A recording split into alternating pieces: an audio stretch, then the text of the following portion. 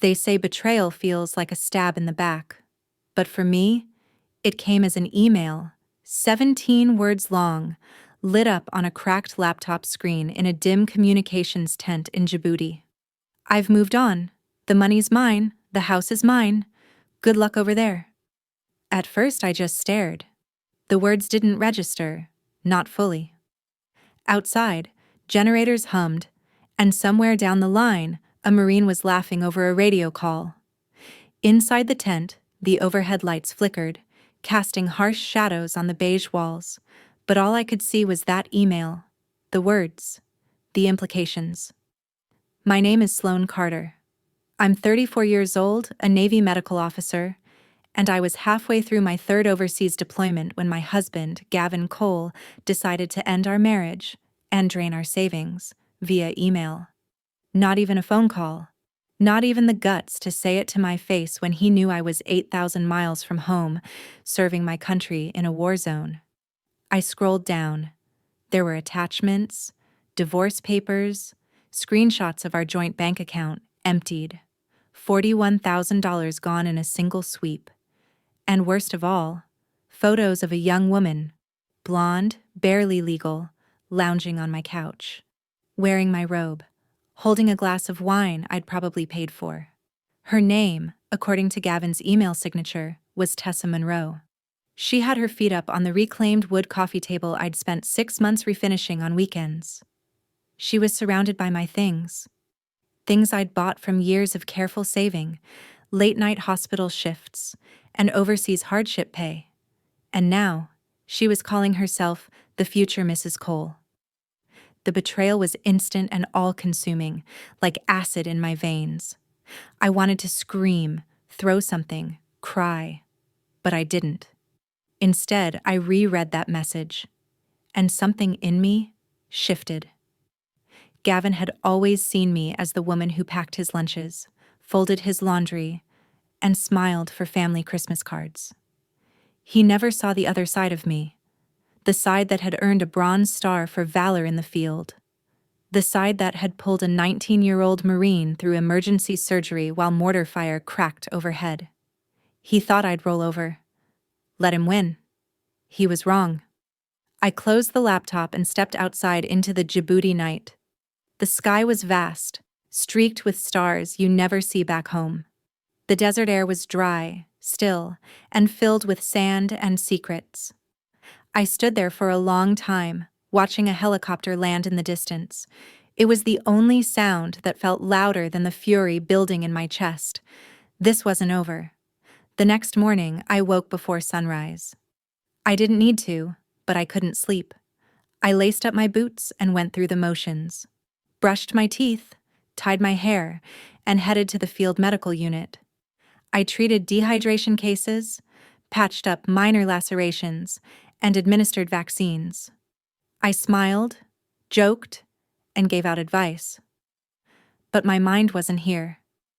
It was back in Jacksonville, back in the house I had saved years to buy, now being occupied by a man who had just stolen everything from me, and a woman wearing my clothes. "Captain Carter?" one of the corpsmen asked as I stood over a patient's chart. "Yeah? You okay? You seem kind of off." "Just didn't sleep much," I lied, forcing a smile. The truth was, I had never felt more alert. Betrayal does that to you. It peels away your illusions. I saw everything clearly now. Gavin hadn't changed. He had always been this man. I had just chosen to believe in the version of him he wanted me to see. We met 10 years ago, back when I was a young lieutenant stationed in San Diego. Gavin was a bartender with a big smile and bigger dreams. Startups, real estate, some vague crypto project, always chasing the next big thing. I was attracted to his confidence, his charisma. I thought he respected my career, admired my discipline. Now I saw the truth. He resented it. When I made rank, he made excuses. When I deployed, he got distant. The last time I left for the Middle East, he ghosted me for 10 days straight, then blamed the Wi-Fi. I chalked it up to stress. I made excuses. He's just overwhelmed. He's trying his best. But the best doesn't look like forging signatures and draining savings accounts. The signs were all there in hindsight. Him pushing me to give him control of our joint finances, convincing me to add his name to the deed, slowly isolating me from my friends and family. It wasn't just emotional manipulation. It was strategic. But Gavin didn't know everything. He didn't know that after my second deployment, I had consulted with a JAG officer. I'd read too many horror stories. Military spouses draining accounts while their partners were overseas, homes sold, credit destroyed, careers derailed. I wasn't going to be one of them. 3 years ago, I created something called the Deployment Protection Trust, a legal structure that separated my military assets, savings, retirement, housing deed, from any joint accounts. It was airtight. Gavin had no idea. Everything he'd stolen was bait. That night, after chow, I sat in the empty mess hall, laptop open, a single LED light buzzing overhead. I stared at the blinking cursor in the reply field of Gavin's email. Years of military service had taught me one thing. When you're under attack, don't flail. Don't scream. Don't show your hand. I typed 5 words. Are you sure about that? Then I hit send. Let him stew. Let him wonder. Let him believe, for a few more days, that he'd won. Let him think I was just another abandoned military wife scrambling from a war zone, powerless to stop what he had done. But what Gavin didn't know, what he'd never bothered to learn, is that I'm not just a woman in uniform. I'm a soldier. And I never go to war without a plan. The next morning, the Djibouti sun rose like a fireball over the base, casting long shadows across the tents and motor pools. I pulled on my uniform, fastened my name tag, and pinned my hair with the same precision I used every day. Outwardly, nothing had changed. But inside me, everything had. Gavin had crossed a line he couldn't uncross. And instead of breaking me, he'd done something else. He'd activated the part of me that didn't take betrayal quietly. After finishing morning rounds at the field clinic, I went back to the comms tent. I logged into the encrypted military network and opened a message thread marked Confidential, JAG Protocols. I typed the subject line, Request for Immediate Legal Activation, Deployment Protection Trust. The recipient was Major Helen Briggs, a military legal officer based out of Naval Station Norfolk. 3 years earlier, she was the one who walked me through the exact steps to protect myself. Steps Gavin had completely overlooked. I attached copies of Gavin's email, the bank statements, and even the photos of his new girlfriend lounging in my home like she'd earned it. Next, I opened a second email thread, this one to my civilian attorney, Rachel Donnelly, in Jacksonville. I hadn't spoken to her in nearly a year, but she'd always said, if the worst ever happens, don't hesitate. Just send the signal. Well, here I was, sending the signal. Hi, Rachel. As discussed years ago, please initiate the trust protections and financial containment plan per my signed instructions.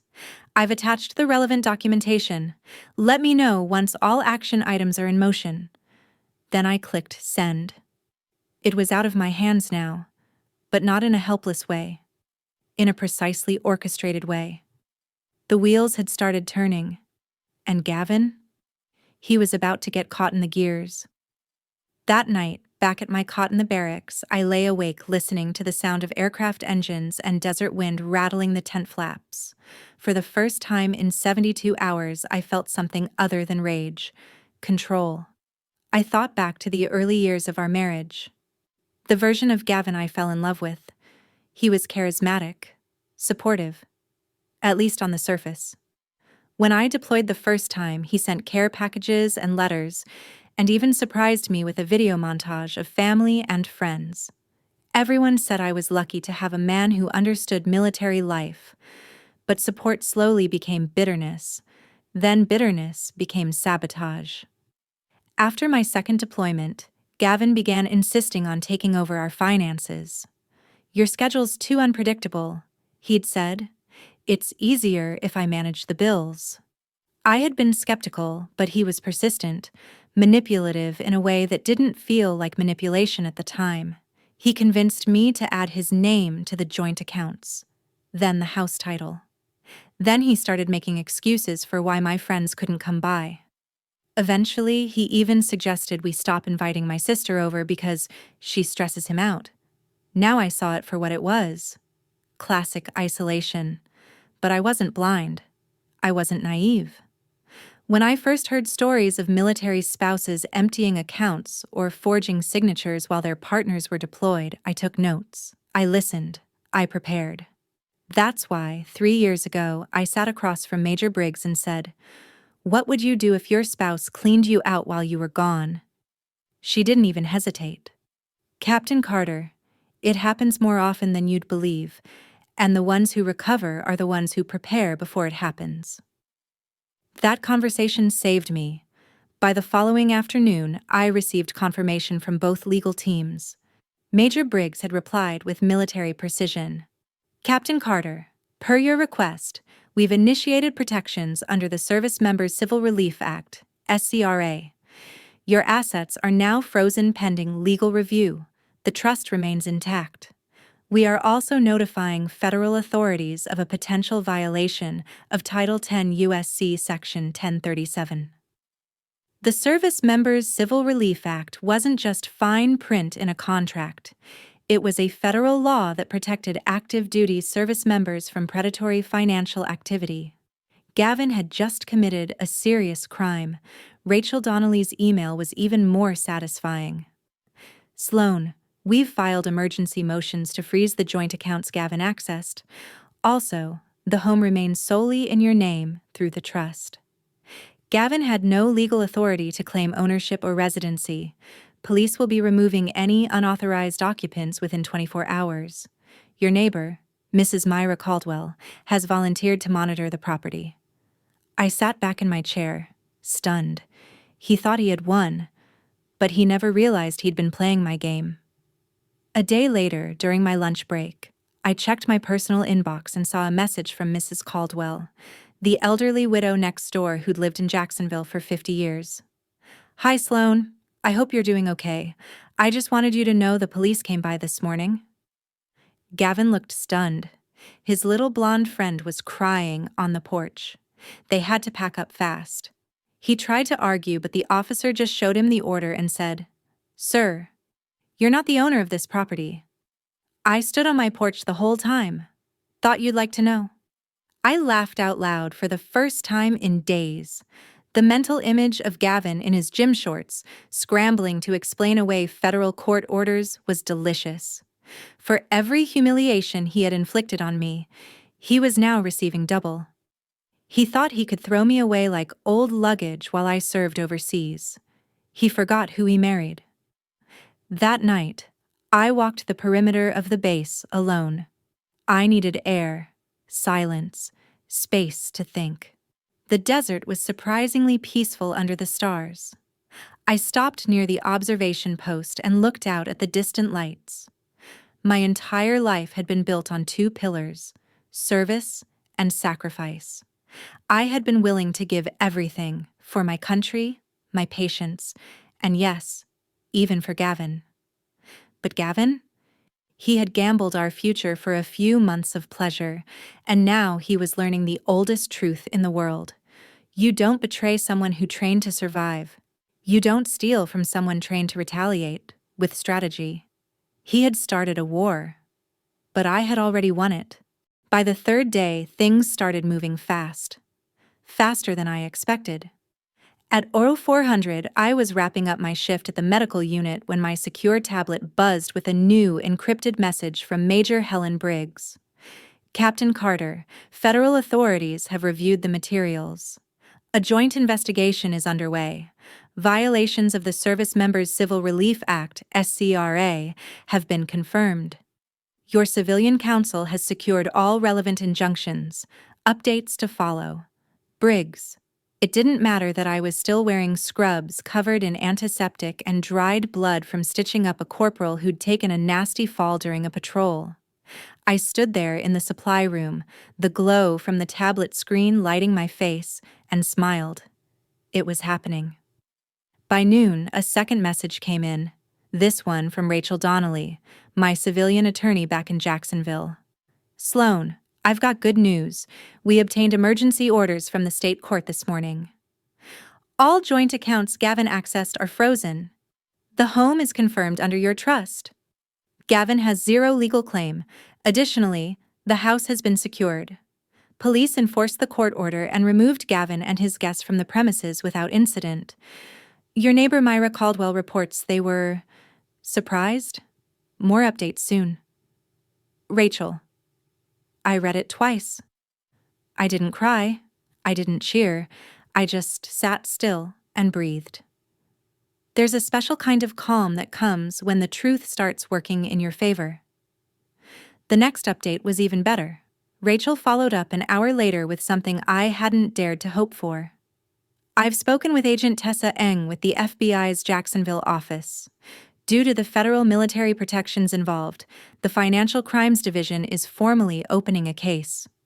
Your ex-husband is being investigated for theft from a federal employee, wire fraud, bank fraud, identity theft, violation of SCRA.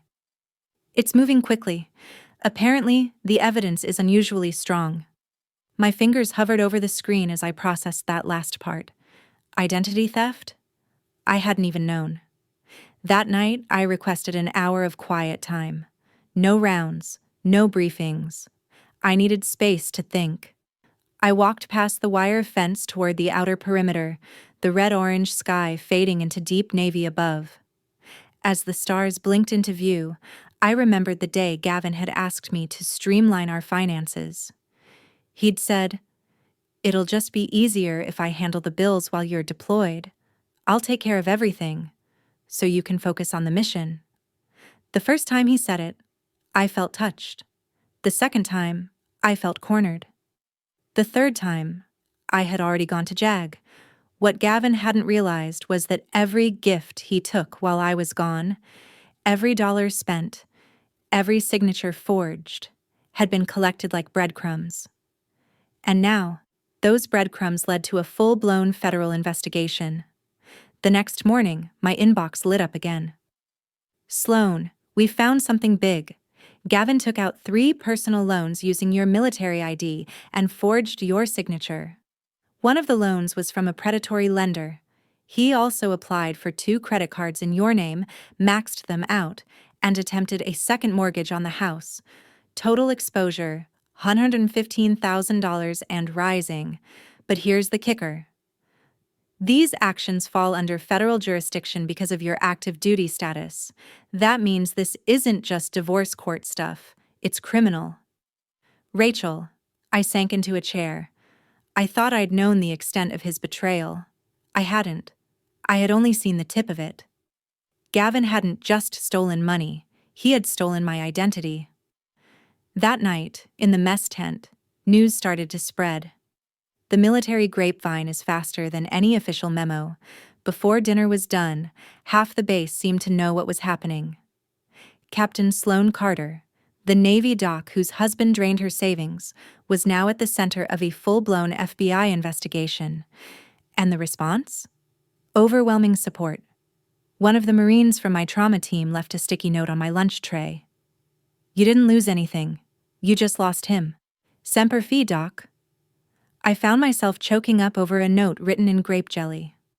The next day, I was called to a secure comm room for a satellite phone call. Rare, reserved for high-priority contact. It was Major Briggs, her voice crackling slightly over the line. "Captain Carter, just got word. The FBI has fast-tracked the case. Agent Eng is requesting federal charges within 48 hours. Gavin Cole will be arrested as soon as the paperwork clears. He's looking at a minimum of 12 years if convicted on all counts." I closed my eyes. Not from fatigue. From something heavier, and also lighter. It was real now. No longer just betrayal. It was justice in motion.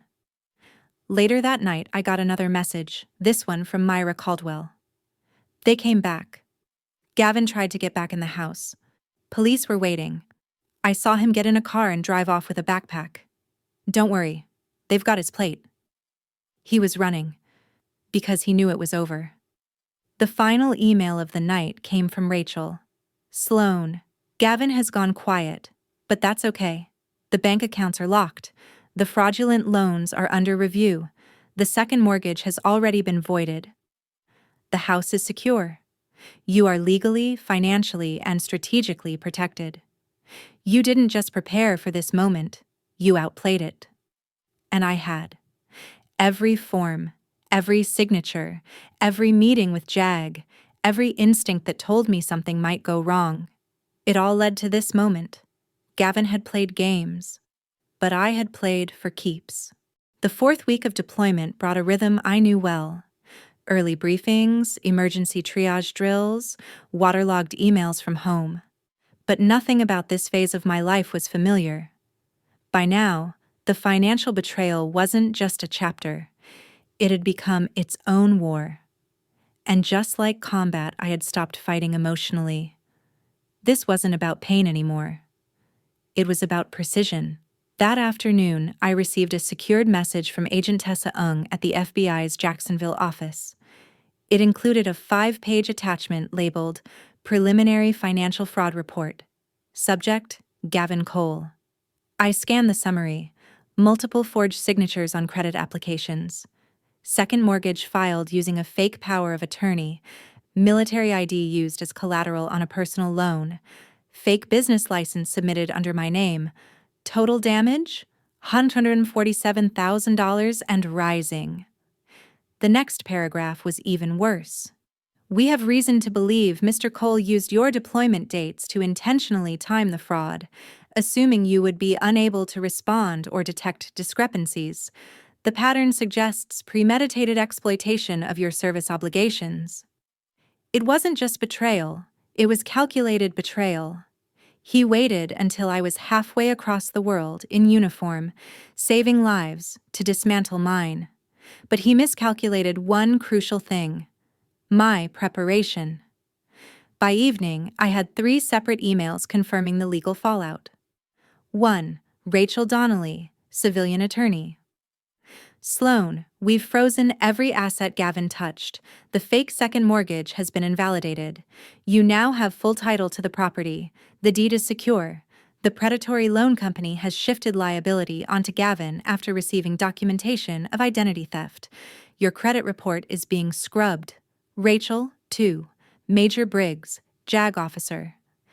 Captain Carter, your case has triggered federal oversight due to SCRA violations and forged documents involving your military status. Gavin Cole is now flagged as a federal defendant. Major Helen Briggs, 3. Agent Tessa Eng, FBI. He attempted to move cash to an untraceable digital wallet. It's been blocked. We're issuing a warrant. Arrest expected within 48 hours. I left the legal inbox open and leaned back in the plastic chair inside the medical tent. Everything around me smelled like antiseptic and desert heat. I could hear a corpsman shouting over the comms about a supply delay, but none of it registered. What stayed in my mind was the image of Gavin, dragging a suitcase towards some bus station, thinking he could vanish. He had no idea the walls were already closing in. That night, I received a personal message. Not from lawyers, not from federal agents, from Gavin. The subject line, please call me, urgent. I opened it, fingers steady. Sloan, I don't know what's going on, but the police froze all my accounts. I tried to use my card and it was declined. They came to the house and told me I had to leave. This is insane. I know you're upset about the divorce, but this has gone way too far. I'm willing to give you half the money back if you stop whatever this is. Please, can we just work this out like adults? My phone might be shut off soon. Please call. Gavin. I laughed. Out loud. He still thought he had leverage. No apology. No admission of guilt. Just a panicked bargaining chip wrapped in denial. I forwarded it to Major Briggs with a short message. Proof that he still doesn't get it. She replied 10 minutes later. Agent Ng reports that Mr. Cole retained a public defender this morning. No private attorney would take the case without payment. He has no access to funds. His girlfriend, Tessa Monroe, left town 2 days ago and returned to her parents in Georgia. She's cooperating with the investigation. Claims she didn't know the money was stolen. I almost felt sorry for Tessa. Almost.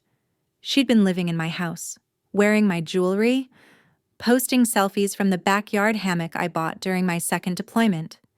Maybe she really was young and naive. Maybe Gavin told her I was just an absent wife who abandoned him. But ignorance might be a legal defense.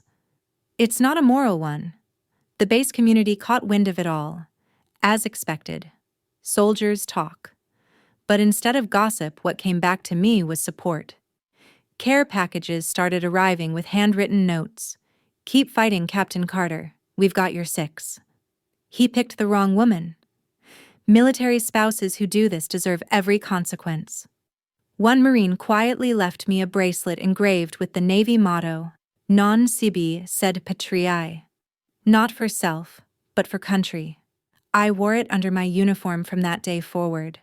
That evening, Staff Sergeant Malik, one of the most stoic men I'd ever met, pulled me aside after the trauma unit closed. "Ma'am," he said, his voice low, "my sister went through something like this. Husband stole everything while she was deployed. Took her 2 years, but she won. He ended up in prison. She's remarried now, happier. Just thought you should know. It gets better." I nodded, holding back tears. "Thank you, Sergeant." He tapped his chest where his badge sat. "We take care of our own." Later that night, I opened my laptop and began drafting my testimony. I listed every account, every date, every forged document I could remember. I attached screenshots, PDFs, loan rejections I'd only now learned about. But I didn't do it with sadness. I did it like I was filling out a mission report. Because this was a mission, and I intended to finish it. The day Gavin was arrested, I was elbow-deep in bandages and burn ointment, treating a sailor who'd taken a hot metal spill during maintenance duty. I didn't even check my tablet until hours later. And when I did, there it was. An update from Rachel Donnelly, my civilian attorney. "Sloan, Gavin Cole was arrested at 6:04 a.m. this morning by federal agents while trying to board a bus from Jacksonville to Savannah. He was carrying a fake driver's license under the name Jason Keller, $4,900 in cash, traced to fraudulent loans in your name. A one-way ticket. His arrest has been logged in federal court under multiple charges." I stared at the message, sitting alone under the blistering sun behind the clinic tent. Gavin had actually tried to disappear. He wasn't just a liar anymore. He was officially a fugitive caught mid-flight. The list of charges, now formalized, included identity theft, wire fraud, bank fraud, forgery, violation of the Service Members Civil Relief Act. Each charge carried mandatory restitution and serious prison time. The potential sentence? 15 to 20 years if convicted on all counts. He never stood a chance, Major Briggs had said during our last secure call. She was right. He'd spent months plotting betrayal. I'd spent years preparing to survive it. 2 days after the arrest, I got another email from Gavin. The subject line was a plea, stripped of confidence. "Please, just talk to me." The body of the message? "I know I messed up. I wasn't thinking clearly. You were gone so much and I didn't feel like part of anything anymore. I didn't mean to hurt you like this. Can't we just settle this outside of court? I'll give you the money back. Or most of it. Maybe not all. I just need a chance to explain. I'm staying at a friend's place until I figure things out. Please don't ruin my life over a mistake." A mistake. That's what he called it. Not fraud, not theft, not identity destruction. A mistake. I forwarded the email to Rachel and to Major Briggs. Rachel's reply was sharp. He still doesn't understand the severity of what he's done. This isn't civil court anymore. It's federal. And we're not negotiating. Major Briggs was colder. He used a deployed service member's ID to commit financial crimes. That's not a mistake. That's a felony. Tessa Monroe, the girlfriend, was gone. According to court filings and social media, she'd returned to her parents' house in Athens, Georgia, and was cooperating with authorities in exchange for full immunity. She had claimed complete ignorance, and, surprisingly, the FBI believed her. Apparently, she even turned over receipts, photos, and passwords from Gavin's laptop that matched documents he had forged. I didn't hate her anymore. I pitied her. She had been living off the stolen remnants of someone else's life, and only realized it when the lights came on and the cameras rolled. Ignorance was a weak excuse, but at least she got out early. Meanwhile, Gavin was now a headline. Local man arrested for defrauding deployed Navy officer. The news segment was short but brutal. My name, rank, and Bronze Star were mentioned. Viewers were outraged. The local Facebook pages lit up with furious comments, and more than one radio host called Gavin a disgrace. He had always cared about his image. Now, his name was mud. And honestly, that was the most fitting punishment of all. Inside the base, the support never stopped. One morning, a surprise package showed up at my cot. A navy blue hoodie embroidered with Carter Strong. Inside was a note from my trauma unit. We don't just patch up wounds, we close them for good. You taught us that. Your crew. I had to sit down. Not from sadness. From the overwhelming weight of knowing I wasn't alone. By the end of the week, Rachel Donnelly called me directly. Her voice was calm, almost triumphant. We've reached the plea stage. His public defender knows the evidence is airtight. Gavin has no leverage, no assets, and no escape hatch. She paused. He's agreed to full restitution, $147,000, and a plea deal for 12 years in federal prison. He's also signed a forfeiture agreement. He will not contest the divorce. He gives up all claims to the house and shared assets. I blinked, then sat up straight. Wait, he admitted guilt? Yes. Every charge. They wanted to avoid trial. And the house? Yours. Clean title. The second mortgage is voided. The fraudulent credit cards are off your record. The trust worked exactly as designed. I didn't speak for several seconds. I just stared at the wall of the communications tent, lit gold by the late afternoon sun, as the weight lifted, one brick at a time. The debt was gone. My credit was clean. The house was secure. And Gavin? He was just a name on a court docket now. When I got back to my cot that night, I wrote a message to my sister Kelsey, who'd been waiting patiently through all of this, not knowing the full extent. I told her everything: the betrayal, the investigation, the arrest, and now, the victory. She called me the next morning, crying so hard she couldn't speak at first. 12 years? She finally said. Are you okay? I answered her truthfully. I'm not just okay. I'm free. 3 months after Gavin's arrest and sentencing, I stepped off the military flight at Naval Air Station Jacksonville, boots hitting the tarmac with the soft thud of closure. I had returned from deployments before, some long, some rough, but this time was different. This time, I was coming home not just as an officer, but as a woman who had survived a second kind of war, and won. The Florida air was hot and thick with humidity, but to me, it smelled like freedom. Waiting by the terminal doors was Kelsey, my younger sister, waving frantically the moment she saw me. She launched into a full sprint and pulled me into a crushing hug. You're really home, she said into my shoulder. I nodded. I'm home, and everything is exactly where it's supposed to be. On the drive back to Jacksonville, I told her everything I hadn't shared in detail over deployment emails: the fraud, the arrest, The plea deal, the house, the restitution.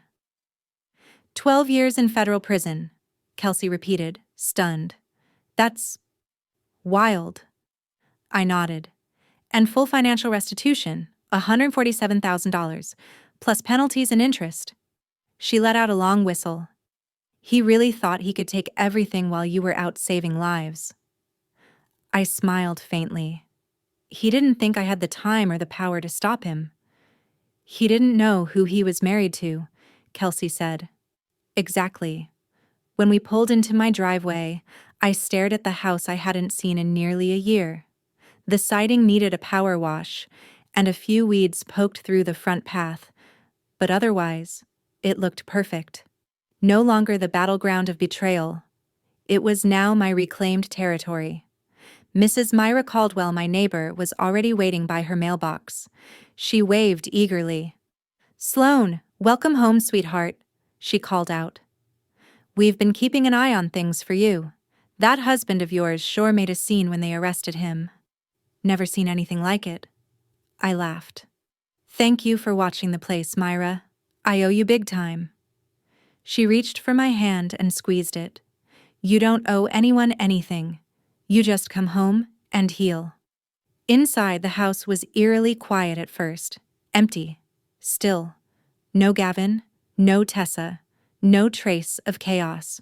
Rachel Donnelly's final update had been precise. The second mortgage has been voided. All fraudulent debts transferred to Gavin's name. Credit cleared. The trust held. You have full ownership of all marital assets. I walked room to room, running my fingertips over the counters, the bookshelves, the desk I once sat at to plan deployments. It all belonged to me now. Not because it had been gifted, but because I had fought for it. Later that evening, I stood barefoot in the kitchen, sipping iced tea, watching the sunset pour gold over the backyard. That's when I opened the last email from Agent Tessa Ng. "Captain Carter, case closed. Gavin Cole's sentence has been processed. He's officially in federal custody. On behalf of the FBI's Financial Crimes Division, thank you for your service and your patience. You protected yourself brilliantly. You've set the standard for how service members should prepare." Agent Ng. For a long moment, I just let the words sink in. This wasn't just a win for me. It was proof. For every deployed soldier, sailor, and airman, that you can protect yourself from betrayal. And justice doesn't always require revenge. Sometimes it just requires preparation. I spent the next few days reconnecting with the people I had distanced myself from during my marriage. Friends, family, even former colleagues who had stopped calling after Gavin made excuses for my absence. Turns out he had blocked several of them from visiting. Said I was too tired or not in the mood. They hugged me, cried, laughed. They all said the same thing. "You look stronger now." I didn't just feel stronger. I felt reborn. 1 week after my return, I was invited to speak at a local event for military spouses. Rachel Donnelly was one of the panelists. When it was my turn to talk, I stepped up to the mic and took a deep breath. "My name is Captain Sloan Carter. I served 3 overseas deployments, and during my last one, my husband emptied our accounts, stole my identity, and tried to vanish with everything I'd built. But what he didn't know was that I had already prepared for betrayal. I'm here to tell you, you can serve your country without sacrificing yourself. You can wear the uniform and still protect your peace." There was a long pause. Then the room stood up. Applause thundered around me. Not because I'd been perfect, but because I had endured, planned, and reclaimed everything. Gavin Cole's name faded from the news within weeks. His social accounts were gone. His friends disappeared. Even his family issued a statement saying they had no comment on legal matters. Meanwhile, mine kept growing. I got promoted to commander 6 months later.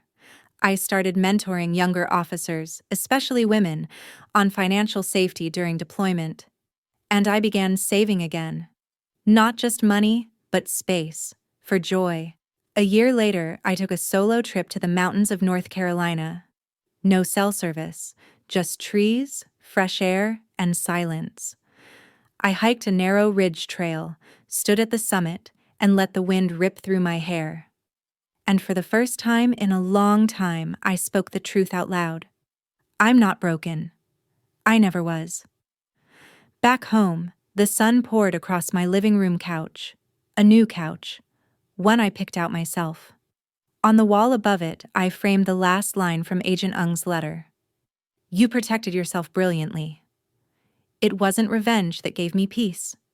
It was knowing I never needed to scream, sabotage, or stoop to his level. I just had to be smarter, calmer, prepared. Gavin thought I was too far away to stop him, but he forgot who he married. I was a soldier. And soldiers don't just fight, they win.